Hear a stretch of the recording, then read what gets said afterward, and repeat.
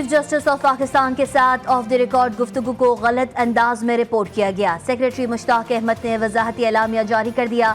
एलामिया के मुताबिक जस्टिस काजी फायजीजा से सहाफ़ी ने तौसी से मुतालिक सवाल किया तो चीफ जस्टिस ने जवाब में कहा, कई माह पहले वजीर कानून चेंबर मुलाकात के लिए आए थे। उन्होंने बताया कि हुकूमत चीफ जस्टिस की मुद्दत मेयाद 3 साल करने पर गौर कर रही है। चीफ जस्टिस ने कहा, अगर तजवीज़ किसी एक फर्द के लिए है तो काबिल कबूल ना होगी।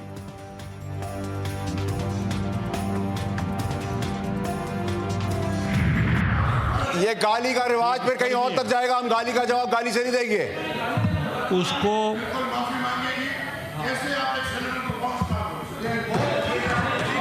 नहीं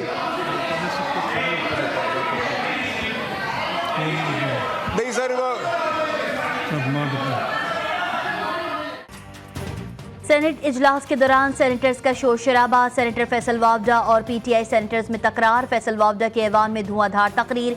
तहरीक इंसाफ पर इल्जामात की बौछार कर दी। कहते हैं, आपने अपनी गंदी सियासत की वजह से अरशद शरीफ को कत्ल करवाया। मैंने बटन दबाने शुरू किए तो किसी को मुंह छुपाने की जगह नहीं मिलेगी। फैसल वावडा ने वजीर आला खैबर पख्तूनख्वा यमीन गंडापुर को चैलेंज भी कर दिया।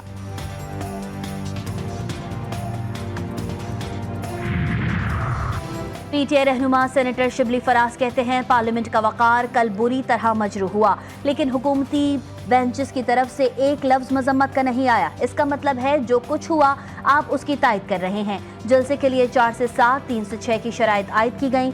ये कोई सिनेमा का शो नहीं था जो 6 बजे खत्म हो जाता। जब आप लॉन्च जो है फौज के जरिए हुए हों तो फिर आप बार बार अपने ओरिजिन्स की तरफ जाते हैं। आप तशरीफ रखें, अली साहब प्लीज तशरीफ रखें। इनका चेयरमैन गिरफ्तार है तो मेरा लीडर जो है सारे खानदान के साथ जो है कैद था। कौमी असम्बली इजलास में जबरदस्त गर्मा गर्मी। हुकूमत और अपोजिशन अरकान में तुंदो तेज जुमलों का तबादला। एक दूसरे पर इल्जाम तराशी। वजीर दिफा ख्वाजा आसिफ, अली मोहम्मद खान और शानदाना गुलजार में लफ्जी जंग। ख्वाजा आसिफ बोले, जब आप कहेंगे कि खान नहीं तो पाकिस्तान नहीं तो इसका क्या रद्द-ए-अमल आएगा। पाकिस्तान के वजूद और आईनी हैसियत को चैलेंज किया गया। जनाब स्पीकर, मैंने इनकी दुम पे पैर रखा है तो ये चीख रहे हैं। क्या पाकिस्तान का वजूद एक शख्स से नफी किया जा सकता है। ख्वाजा आसिफ की तकरीर के दौरान पीटीआई के अली मोहम्मद खान और दीगर का शदीद एहतजाज। एक वजीर आला बेटियों पे जा रहा है, प्लीज बेटियों पे जा रहे हैं और मुझे मेरा नाम लेके उसने कहा है मेरे बाप पे गया है। उस वक्त इसका ज़मीर नहीं जागा, उस वक्त इसका ज़मीर दाढ़ी रखी हुई है, दुरूद शरीफ पढ़ता है और मुनाफिकों की बात करता है। कल रात जो इस जमहूरियत के साथ हुआ है, जो इस पार्लियामान के साथ हुआ है, जनाब स्पीकर साहब, हम इसराइल में नहीं पाकिस्तान में हैं। मेरा आज सवाल जनाब स्पीकर साहब सबसे पहले ये है कि 9 मई में जो गलत हुआ वो गलत था, लेकिन कल रात जो हुआ है वो पाकिस्तान की जमहूरियत का 9 मई था। 10 सितंबर 2024 पाकिस्तान की जमहूरी तारीख में एक काले बाप के तौर पर याद रखी जाएगी। जो पार्लियामेंट और मुल्क के साथ हुआ पूरी कौम ने देखा। क्या सियासत में ऐसा होता है। पीटीआई रहनुमा अली मोहम्मद खान की कौमी असम्बली में हुकूमत पर कड़ी तनकीद। कहा, 9 मई को जो हुआ वो गलत था। कल रात जो हुआ वो पाकिस्तानी जमहूरियत का 9 मई था। 10 सितंबर 2024 जमहूरी तारीख में सियाह बाग के तौर पर याद रखा जाएगा। आज मेरा मुकदमा बानी पीटीआई का नहीं जमहूरियत का है। आईजी साइन में लिखा हुआ है कि इस हादसे से कोई भी मेंबर ऑफ पार्लियामेंट जो 10-10 लाख लोगों का रिप्रेजेंटेटिव होता है आप उसको नहीं उठा के ले जा सकते, ये ले जाए। जो झूठ बोलते थे कि democracy is the best revenge, जो झूठ बोलते थे कि वोट को इज्जत दो, उन्होंने कल अवाम के रिप्रेजेंटेटिव से क्यों उठाया।